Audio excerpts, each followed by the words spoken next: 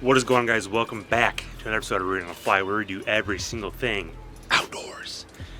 Thank you for tuning in today. Hope everyone is staying safe and healthy during these pretty wild times. And a huge thank you to all the healthcare workers, the first responders, the grocery store workers, truck drivers, all the essential workers out there that are doing their job to keep us going and safe and healthy.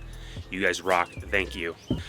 So for the last year, ever since I've been making these videos for about a year now, I've been getting comments and questions on what kind of fly gear I use on my trips, whether it be the rods, the flies, tools, just random gear, etc. So with the very little fishing that I have been doing lately, I decided now is the perfect time to kind of go over my gear and show you guys what I use. So we're going to be doing a little bag dump today. So I keep everything in this bag. It's nothing fancy. It is a bag from Insights Hunting. Nothing fancy, nothing crazy, but it is built well. Zippers are good, it's lightweight, it's comfortable. It's got the mesh on here, so it makes it nice and breathable during the summertime. So I'm going to kind of pick this bag apart, see what we got. First things first, Thermacell. This is perfect to stick up on your backpack. Keep all those skeeters, all those gnats, all those nasty, annoying bugs that can ruin a fishing trip out of your life. Next is just a good old-fashioned pair of kitchen scissors for cutting line, string, flies, whatever. And these bad boys, these are like stripping gloves. That sounded kind of weird, but I think that's what they're really called. Buff makes these things. What you do is basically put them on your finger or both fingers, and it's for when you're stripping in your fly, you kind of get like that little bit of a rug burn on your fingers, and this prevents it. I use these all the time when I'm throwing these big old poppers because you're doing it. You're getting in there pretty good. So these are definitely lifesavers. And also carry a couple different packages of leader just in case, and also a pack of split shots. I usually throw these on the small woolly buggers or leeches, just to add a little bit more weight to get it a little bit more deeper. Always gotta have a water bottle, Yeti Rambler, leak proof. Keeps your beer, water cold all day long on the stream side. Then always gotta carry a Schrade old timer knife. This is old reliable. I carry this knife literally everywhere I go. Just good to have a good sharp blade on you. Another thing I carry is this Yeti waterproof pouch. I usually keep all of my filming gear in here to keep it nice and dry. But you can also throw your wallet, your cell phone, all that stuff in here. The thing's legit. It's definitely worth the money. Now, guys, I cannot stress enough how important it is to have some type of wipage on your person. Because eating Chipotle for lunch and going out fishing afterwards, it can ruin you sometimes. And this is a cool little tool. This is the rod holder made by O-Pros. This can kind of clip on your belt or your wading belt. Holds the rod while you're tying other flies or landing fish. Also handmade in USA in southern Wisconsin. Definitely a cool tool to have. And also has like these little pouches that you can stick your flies on there as well.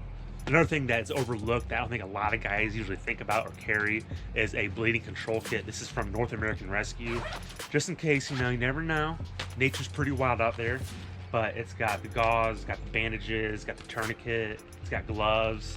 So having a good medical kit is pretty important, especially if you're fishing by yourself and something does happen. You got 2 boxes in this front pouch, dries, nymphs, all that stuff. It's kind of miscellaneous box. Random mop flies, some flies with some propellers on there, some craws. This right here is a little secret. These flies right here, this is my little secret weapon come late summer. I'll show you guys here coming up in a video why or what species I use these flies on. It's gonna be pretty sweet. Open up this. Here are more fly boxes. I think in here are just some top water poppers I tied up. These bad boys. You guys remember these? Taco fly video where I tied these up and caught a handful of bass. That was a pretty fun video I did. Couple more streamers in here, nothing too crazy.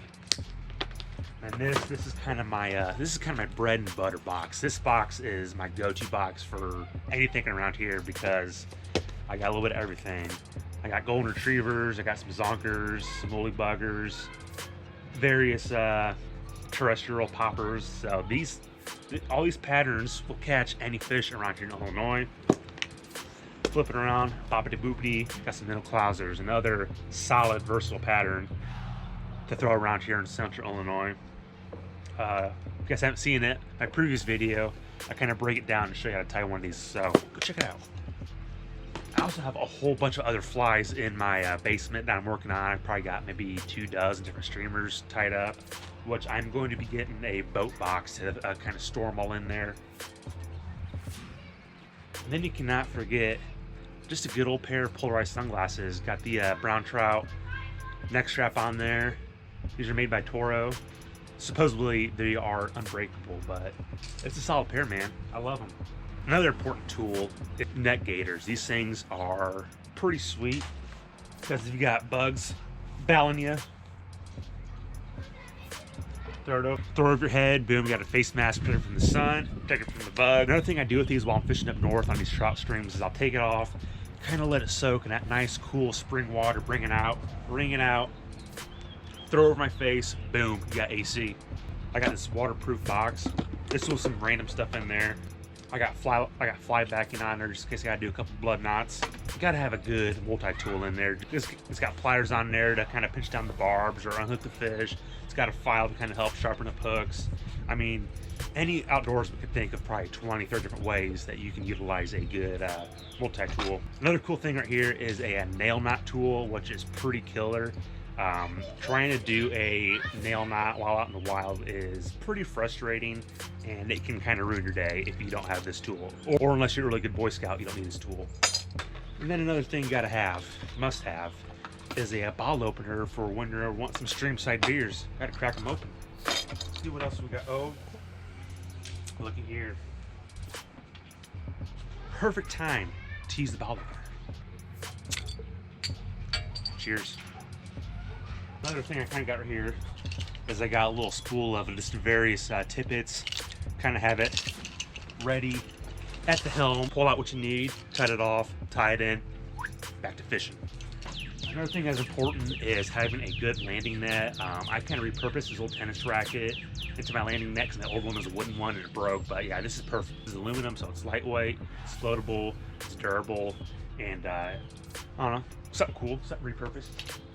So now let's get to the rods. I have 3 rods. I have a 4-weight, 6-weight, and an 8-weight. This is my 4-weight. This is made by the Elkhorn Fly Shop based out of Loveland, Colorado.